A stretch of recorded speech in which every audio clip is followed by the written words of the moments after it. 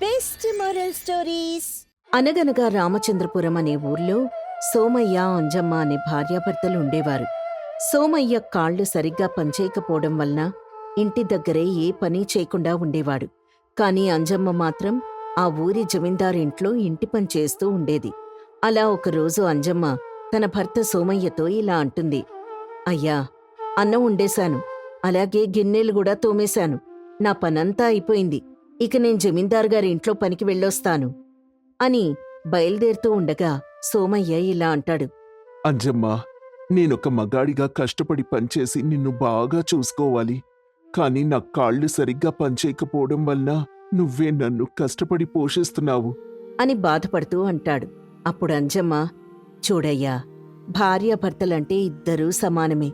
మగాడి కష్టపడాలి, ఆడది కూర్చొని తినాలని ఏమీ లేదు. నీకు ఆరోగ్యం సహకరించక నువ్వు ఇంట్లో ఉంటున్నావంతే. కాని ఇలాంటివి మనసులో పెట్టుకుని భోజనం చేయడం మానేకు. కడుపు నిండా భోజనం చెయ్యి. అలాగే భోజనం చేసిన తర్వాత మందులు వేసుకో. నేను రావడం ఆలస్యమైతే కంగారు పడకు అని జాగ్రత్తలు చెప్పి అక్కడ్నుంచి వెళ్ళిపోతుంది. అలా సోమయ్య కూడా తన పని తాను చేసుకుంటాడు. ఇలా రోజులు గడిచిపోతూ ఉంటాయి. ఒకరోజు సాయంత్రం అంజమ్మ జమీందార్ గారి ఇంట్లో పనంతా చేసుకుని ఇంటికొచ్చి ఇంటి పెరట్లో 4-5 రకాల విత్తనాలు జల్లుతుంది. అది చూసిన సోమయ్య ఇలా అంటాడు. అంజమ్మా, నువ్వు పన్నుండి వచ్చి చాలాసేపయింది. అయినా ఇంట్లోకి రాకుండా ఈ పెరట్లో ఏం చేస్తున్నావు? ఆ మాట విన్న అంజమ్మ, మరేం లేదయ్యా, ఈరోజు జమీందారు గారింట్లో చాలా ఎక్కువ మొత్తంలో కూరగాయలు ఒకేసారి తీసుకురావడం వల్ల అన్నీ ఎండిపోయాయి. అవన్నీ వాళ్ళు తీసి బయట పారేస్తే నేనా ఎండిపోయిన కూరగాయల్లోంచి విత్తనాలు తీసి తీసుకొచ్చాను. ఆ విత్తనాల్ని ఇలా మన పెరట్లో వేశానయ్యా అని సమాధానం చెప్తుంది. అప్పుడు సోమయ్య, అయినా ఈ కూరగాయల పంట మన పెరట్లో వేస్తే పండిన తర్వాత ఇన్ని కూరగాయలు మనమేం చేస్తామే? నువ్వేమో జమీందార్ గారి ఇంట్లో పనిచేసి అక్కడే తినేస్తావు.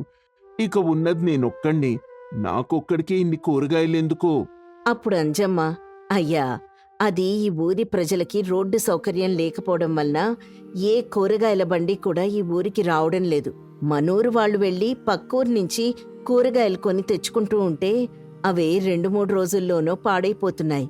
కాబట్టి నేనే ఈ కూరగాయల్ని మన పెరట్లో పండించి వాటిని ఊరి వారందరికీ అమ్ముదామని అనుకుంటున్నాను అని తన ఆలోచనని బయటపెడుతుంది.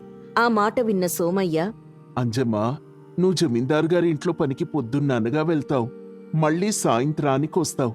నాకేమో కనీసం నడవడానికి కూడా శక్తి చాలదు. ఇలాంటి సమయంలో మరి ఈ కూరగాయల మొక్కల బాగోగులు ఎవరు చూసుకుంటారు అనే సందేహం వ్యక్తపరుస్తాడు. ఆ మాట విన్న అంజమ్మ, చూడయ్యా, నేను పొద్దున్నే లేచి వీటికి నీళ్లు పోసి వెళ్తాను. అలాగే సాయంత్రం మళ్ళీ ఇంటికొచ్చి నీళ్లు పోస్తాను.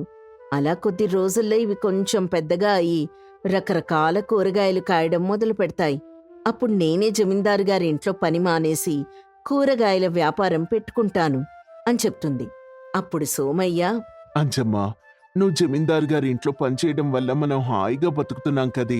మరి అలాంటప్పుడు మనకెందుకు ఈ కూరగాయల పంట చెప్పు అని కాస్త అనుమానం వ్యక్తపరుస్తాడు. అప్పుడు అంజమ్మ, ఆ జమీందారు గారింట్లో ఇంటి చాకిరీ మొత్తం చేయలేక నా నడుం విరిగిపోతోంది. కాని నాకు బతకడానికి వేరే త్రోవలేక ఆ ఇంట్లో పనిచేస్తున్నాను. అలాగే నువ్వొక్కడివే ఇంట్లో ఉంటున్నావు. అసలే నీ కాళ్ళు సరిగ్గా పనిచేయవు. నిన్నిలా ఒంటరిగా వదిలి వెళ్ళడం నాకిష్టం లేదయ్యా అని తన మనసులో మాట చెప్తుంది. అప్పుడు సోమయ్య, నువ్వు చెప్పింది నిజమే అంజమ్మా. ఈ కూరగాయల పంట బాగా పండితే నువ్వు జమీందార్ గారి ఇంట్లో చాకరీ చేయాల్సిన పని ఉండదు. అలాగే ఈ ఊళ్ళో కూరగాయలు సరిగ్గా దొరకవు కాబట్టి ఈ ఊళ్ళో ప్రజలందరూ మన దగ్గరే కూరగాయలు కొంటారు. అలా అయితే కొద్ది రోజుల వ్యవధిలోనే మన కూరగాయల వ్యాపారం బాగా అభివృద్ధి చెందుతుంది. అవునయ్యా, నాకొకరి దగ్గర పనిచేయాలంటే అస్సలు నచ్చదు. కాని మన పరిస్థితి బాగోకపోవడం వల్ల నేను జమీందారు గారి ఇంట్లో పనిచేయవలసి వస్తోంది. మన సొంతంగా వ్యాపారం చేసుకుంటే ఎవరి దగ్గర అణిగిమణిగి బతకాల్సిన పనే లేదు. మనకి నచ్చినట్టు బతకచ్చు. రాజు మనమే, బంటు మనమే అని చాలా తెలివైన దానిలా మాట్లాడుతుంది. అప్పుడు సోమయ్య ఆమె మాటలు విని ఆశ్చర్యపోయి, ఏమో అనుకున్నాను కానీ నువ్వు చాలా తెలివైన దానివి అంజమ్మా. కానీ ఇంకో విషయం చెప్తున్నాను విను. మన కూరగాయల పంట కాస్త ఎక్కువగా పండే వరకు నువ్వు మాత్రం జమీందార్ గారి ఇంట్లో పనిచేయడం మానద్దు. అలాగే జమీందార్ గారికి కూడా మన ఇంట్లో కూరగాయలు పండిస్తున్నావనే విషయం చెప్పకు.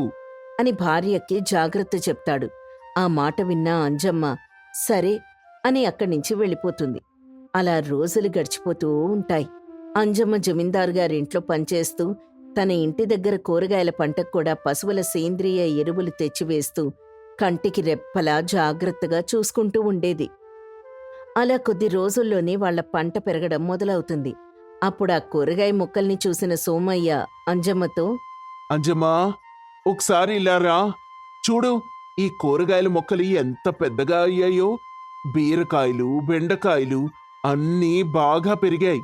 ఇదిగో, ఆ టమాటా మొక్కైతే చాలా ఏపుగా పెరిగి చాలా టమాటోలు కాసింది అని కూరగాయల మొక్కల వైపు చూసి సంతోషపడుతూ చెప్తాడు. అప్పుడు అంజమ్మ, అవునయ్యా, నువ్వు చెప్పింది నిజమే. వీటికి పశువుల నుండి వచ్చిన సేంద్రియ ఎరువులు వాడటం వల్ల ఇంత బాగా పండాయి. మరి కొద్ది రోజుల్లోనే ఇవి ఇంకా పెద్దగా అవుతాయి. అప్పుడు వీటిని కోసి మనం అమ్ముకోవచ్చు అని చెప్పి అక్కడ్నించి వెళ్ళిపోతుంది. సోమయ్య కూడా వెళ్ళిపోతాడు. అలా 3 రోజులు గడిచిపోతాయి. తన దగ్గర కూరగాయలన్నింటినీ తన ఇంటి దగ్గర ఒక చిన్న బండి పెట్టి అమ్ముతూ ఉండగా ఆ ఊరి జనమంతా అంజమ్మ బండి దగ్గర కూరలు కొంటూ ఉంటారు. ఇంతలో అక్కడికి ఆ ఊరి జమీందారొచ్చి ఇలా అంటాడు. అంజమ్మా, ఏంటి ఈ రోజు ఇంత సమయం అయినా ఇంకా ఇంటికి పనికి రాలేదేంటి? అయినా నువ్వు నా ఇంట్లో పని చేస్తున్నావు కదా, ఇంకా ఇంటి దగ్గర ఇలా కూరగాయలు కూడా అమ్ముతున్నావా? నువ్వు గాని సమయానికి నా ఇంట్లో పనికి రాకపోతే నీ జీతం డబ్బులు కాస్త తగ్గించిస్తాను చూడు అని కాస్త కోపంగా మాట్లాడతాడు. అప్పుడు అంజమ్మ జమీందారుకి ఏం చెప్పాలో తెలియక తడబడుతూ, అయ్యా, నేను పనికి రావడానికి ఈరోజు కాస్త ఆలస్యం అవుతుందయ్యా. దయచేసి అర్థం చేసుకోండి. నా పెనిమిటికి ఆరోగ్యం బావుండటం లేదు. దానికి డబ్బులు కాస్త ఎక్కువగా ఖర్చవుతాయని పట్నం వైద్యులు చెప్పారు. కాబట్టి మీరిచ్చే జీతం డబ్బులు నాకు సరిపోక ఇలా ఇంటి దగ్గరే కూరగాయల వ్యాపారం పెట్టుకున్నావయ్యా. అందుకే ఈ రోజు నుంచి నేను మీ ఇంటికి కూరగాయలు అమ్మిన తర్వాతే వస్తాను అని చాలా వినయంగా మాట్లాడుతుంది. ఆ మాట విన్న జమీందార్కి కోపం నెత్తికెక్కి ఇలా అంటాడు. నీకు నచ్చినప్పుడు రావడానికి అదేవైనా నీ అత్తగారిల్లా ఏంటి? ఈ రోజు నుంచి నువ్వు సమయానికి గాని పనిలోకి రాకపోతే జీతం డబ్బులు తగ్గించడం కాదు, పూర్తిగా నిన్ను పనిలో నుంచే తీసేస్తాను. జాగ్రత్త. నీకు నచ్చితే సమయానికి పనికి రా, లేదంటే పూర్తిగా పని మానే అని చెప్పి అక్కడ్నించి కోపంగా వెళ్ళిపోతాడు. ఇంతలో ఆ మాట విన్న సోమయ్య, అదేంటంజమ్మా, నువ్వు జమీందారు గారితో అంత గట్టిగా మాట్లాడావేంటి? అయ్యా, కాస్త ఆలస్యం అవుతుంది, పనిలోకి వస్తానయ్యా అని చెప్తే బావుండేది కదా. పనికి రావడం ఈ రోజు నుంచి ఆలస్యం అవుతుందని ఎందుకు చెప్పావు? నువ్వు ఆ జమీందారు గారికి ఎదురు చెప్పడం ఆయనకి నచ్చక ఇలా నిన్ను పనిలో నుంచి తీసేస్తానని కరాఖండిగా చెప్పి వెళ్ళిపోయారు. చూడు, అయినా జమీందారు గారి దగ్గర పనిచేయడం మానేస్తే మన బతుకు తెరువు ఎలా అని చాలా అమాయకంగా మాట్లాడతాడు. ఆ మాటలు విన్న అంజమ్మ కాస్త చిరునవ్వు నవ్వి ఇలా అంటుంది. చూడయ్యా, నేనే ఆ జమీందార్కి ఏం చెప్పి పని మానేయాలా అని చూస్తున్నాను. కాబట్టి ఆయన కాస్త ఎదురు తిరిగి మాట్లాడితే ఆయన కోపం వస్తుందని నాకు తెలుసు. అలాగే ఆయన నన్ను పనిలో నుంచి తీసేస్తారని కూడా తెలుసు. అందుకే అలా మాట్లాడాను. అయినా ఈ రోజు నుంచి మనం కూరగాయల వ్యాపారం చేయాలని నిర్ణయించుకున్నాం కదా, ఇంకా జమీందారు గారి దగ్గర పనిచేయవలసిన పని మనకేముంది అని అంటుంది. ఆ మాట విన్న సోమయ్య, ఓహో, నీ మాటల్లో అంత అర్థం ఉందా? ఈ మట్టి బుర్రకి తట్టనీ లేదు సుమి. అవునులే, నువ్వు చెప్పింది కూడా నిజమే. నీ అంతటి నువ్వే ఆ జమీందారు గారి దగ్గర పని మానేస్తే ఆయనకి మన మీద కోపం వచ్చి మనపై పగ పెంచుకొని మనల్ని ఈ ఊర్లో బతకనివ్వకుండా చేస్తారు. కానీ ఇలా ఆయనే నిన్ను పనిలో నుంచి తీసేసేలా చేస్తే ఇక ఏ బెడదా ఉండదు. పోన్లే, ఇక నుంచైనా మనం హాయిగా ఇంటి దగ్గరే కూరగాయలు పండించుకుని వాటిని నమ్మి హాయిగా బతకచ్చు అని చెప్పి అక్కడ్నించి వెళ్ళిపోతాడు. అలా అంజమ్మ కూడా తన పని తాను చేసుకుంటుంది. అలా అంజమ్మ తన తెలివితేటలు ఉపయోగించి జమీందారు గారి ఇంట్లో పని మానేసి ఇంట్లోనే ఉండి తన భర్తని దగ్గరుండి మరీ చూసుకుంటూ కూరగాయల పంట పండించుకుంటూ జీవనం సాగిస్తూ ఉంటుంది. ఒక చిన్న గ్రామంలో రామయ్య, లక్ష్మి అనే భార్యాభర్తలుండేవారు. వారు చాలా పేదవారు. రామయ్య ప్రతిరోజూ అడవికెళ్ళి కట్టెలు కొట్టుకొచ్చి ఆ కట్టెల్ను ఊరూరా తిరుగుతూ అమ్ముకుని జీవనం సాగించేవాడు. రాబోయే వర్షాకాలంలో చెట్లు తడిసిపోతాయని కట్టెలు కొట్టడం సాధ్యం కాదని రామయ్య ఎండాకాలంలో రాత్రింబగళ్ళు కష్టపడి ఎక్కువ కట్టెలు కొట్టి వర్షాకాలం కొరకు ఇంటి దగ్గర దాచిపెట్టుకున్నాడు. కాని అనుకోని వర్షం వలన వచ్చిన వరద వలన రామయ్య తెచ్చిన కట్టెలన్నీ పూర్తిగా నీటిలో తడిసిపోయాయి. అది చూసి రామయ్య గుండె పగిలినంత పనైంది. రామయ్య ఏడుస్తూ, లక్ష్మి, మనం వర్షాకాలంలో అమ్మడానికి దాచుకున్న కట్టెలన్నీ ఈ వాన నీటికి తడిసి ముద్దయిపోయాయే. ఒక్క కట్టె ముక్క కూడా పనికొచ్చేలా లేదు. లక్ష్మి కళ్ళల్లో నీళ్లు తిరుగుతుండగా, అయ్యో, మనకెంతటి కష్టం వచ్చిందండి. ఇంట్లో చూస్తే తినడానికి నూకలు కూడా లేవు, చేతిలో పైసా లేదు. మరి వర్షంలో మన కడుపెలా నిండుతుంది? నాకేం తోచడం లేదు లక్ష్మి. ఈ ఊర్లో ఉన్న ధనవంతుల దగ్గరికెళ్ళి మన పరిస్థితి చెప్పి కాస్త సాయం అడుగుతాను. ఎలాగైనా మనల్ని కాపాడమని వేడుకుంటాను. రామయ్య ఆశగా ఊర్లో ఉన్న కొందరు షావుకారుల దగ్గరికి, వడ్డీ వ్యాపారుల దగ్గరికి వెళ్ళాడు. కాని పేదవాడైన రామయ్యకు సాయం చేయడానికి ఎవ్వరూ ముందుకు రాలేదు. రామయ్య తీవ్ర నిరాశతో తిరిగి ఇంటికొచ్చాడు. లక్ష్మి, ఈ లోకంలో పేదవారి మాటలకు విలువ లేదు. ఊళ్ళో ఉన్న పెద్ద మనుషులను, ధనవంతులను కాళ్ళు పట్టుకొని బ్రతిమలాడాను. కాని ఒక్కరంటే ఒక్కరు కూడా కాస్త ధాన్యం కాని పైకం కాని ఇచ్చి సాయం చేయలేదు. అవునండి, ఉన్నవాడు లేనివాడి బాధని ఎన్నటికీ అర్థం చేసుకోలేడు. ఇప్పుడు మనకిక్కడ బ్రతకడానికి ఏమీ పనిలేదు. ఈ ఊర్లో ఇలాగే ఉంటే మనం ఆకలితో అలమటించి చావాల్సిందే. మనం పట్నం వెళ్ళిపోదాం. అక్కడ ఏదో ఒక కూలీ నాలి పనిచేసుకొని బ్రతుకుదాం. నువ్వు చెప్పింది నిజమే లక్ష్మి. ఈ గ్రామంలో ఉండి ఆకలి చావులు చచ్చే కంటే పట్నం వెళ్ళి ఏదైనా శ్రమ చేసి జీవించడం మిన్నా. సరే, ఆలస్యం చేయకుండా పట్నం వెళ్ళడానికి మనకున్న కొద్దిపాటి సామాగ్రిని సర్దు. లక్ష్మి పట్నం వెళ్ళడానికి సర్దుతోంది. పాత సామాన్లు తీస్తూ ఉండగా ఒక వింత ఆకారంలో ఉన్న కట్టె ముక్క ఆమె కంటపడింది. అదా వర్షంలో తడవకపోవడంతో ఆ రోజు వంట చేయడానికి ఆమె ఆ కట్టె ముక్కతోని వంట చేయడం ప్రారంభించింది. లక్ష్మి అన్నం కూర వండినప్పటికీ ఆ కట్టె ముక్క కాలి బూడిద కాకుండా అలాగే ఉండడం చూసి లక్ష్మి ఆశ్చర్యపోయింది. ఏవండీ, ఒకసారి ట్రండి. ఏమైంది లక్ష్మి, అంతగా అరుస్తున్నావు? ఈ కట్టె ముక్కను చూడండి. ఇందాకటి నుండి దీనిపైన అన్నం వండాను, కూర వండాను. కాని కట్టె ముక్క కొంచెం కూడా కాలి బూడిద కాలేదు. ఎలా ఉండిందో అలాగే ఉంది. నాకీ కర్ర ముక్కను చూస్తే చాలా ఆశ్చర్యంగా ఉంది. పిచ్చిదానా, కట్టే అన్నాక కాలకుండా ఎలా ఉంటుంది? ఆ కర్ర కాస్త నాణ్యమైన కర్ర అయ్యుంటుంది. అందుకే అది మెల్లగా కాల్తోంది. కానీ నీకది కాల్తున్నట్టు తెలియడం లేదు, అంతే. రామయ్య మొదట్లో లక్ష్మి మాటల్ని అస్సలు పట్టించుకోలేదు. కాని మరుసటి రోజు ఉదయం కూడా ఆ కర్ర అలాగే మండుతూ కనిపించింది. అది చూసి రామయ్య కూడా ఆశ్చర్యంలో మునిగిపోయాడు. నిజమే లక్ష్మి, ఇది సామాన్యమైన కట్టె కాదు. ఇదో అద్భుతమైన మాయ కట్టె. భగవంతుడి మన దరిద్రాన్ని చూసి ఈ మాయ కట్టెను మనకు ప్రసాదించినట్టున్నాడు. అవునండి, ఈ కట్టె ఉంటే మనకసలు కట్టెల కొరతే ఉండదు. ఎన్ని రోజులైనా దీంతోనే మనం హాయిగా వండుకోవచ్చు. అలా ఆ కట్టె సాయంతో వారు కొన్ని రోజుల పాటు ఎలాంటి ఇబ్బంది లేకుండా వండుకొని తింటూ పట్నం వెళ్లే ఆలోచనను పక్కన పెట్టారు. ఒకరోజు సాయంత్రం లక్ష్మి అరుగుమీద కూర్చొని ఆలోచిస్తుండగా ఆమెకొక గొప్ప ఉపాయం తట్టింది. యాండే, నాకొక ఆలోచనొచ్చింది. మనకు లభించిన ఈ మాయ కట్టితో మనమెందుకు ఒక ఉపాధిని కల్పించుకోకూడదు? ఉపాధ? ఎలా లక్ష్మి?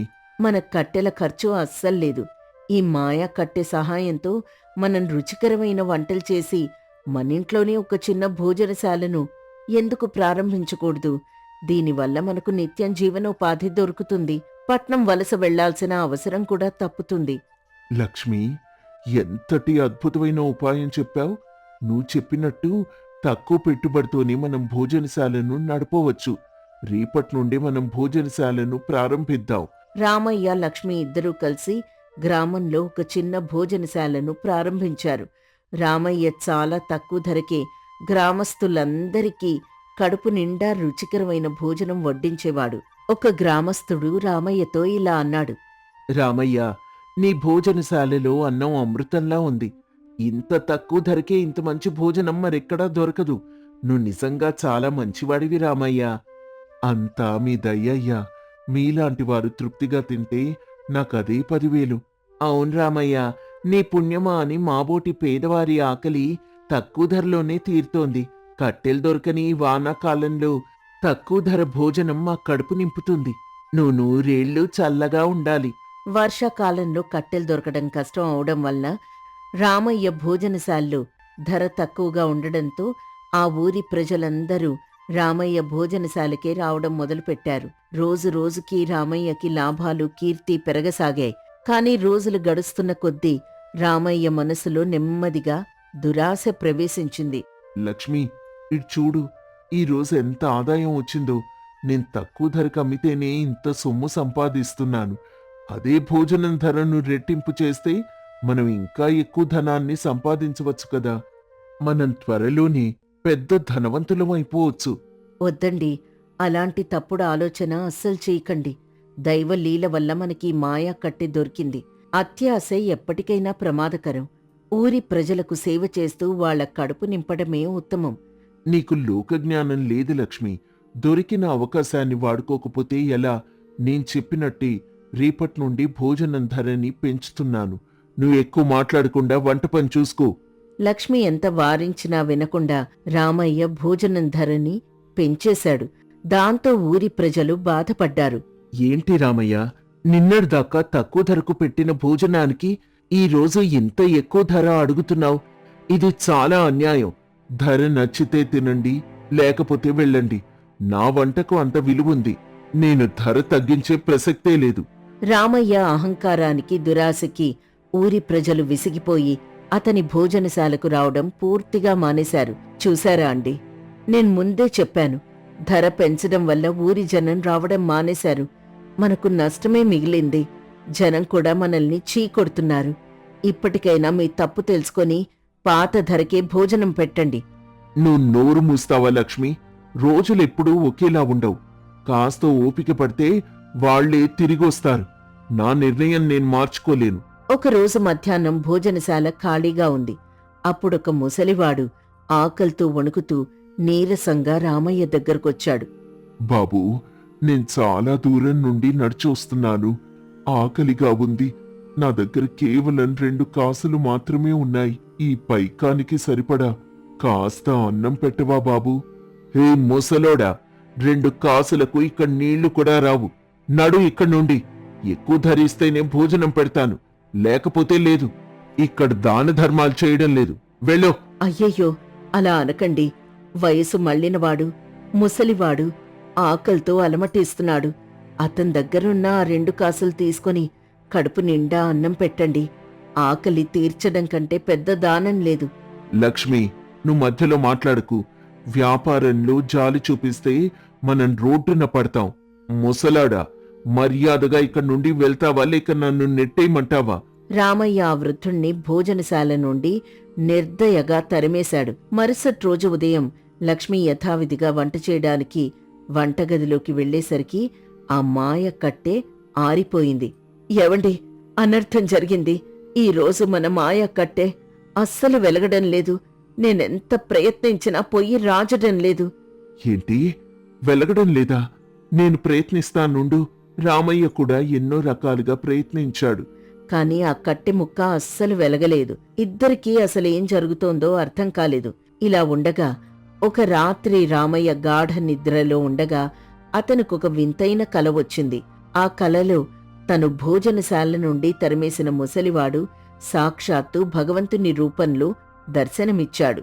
భగవంతుడు రామయ్యతో, రామయ్య, నువ్వు చాలా పేదరికంలో కష్టాల్లో ఉన్నావని జాలితో నేను నీకా మాయా కట్టెను వరంగా ప్రసాదించాను.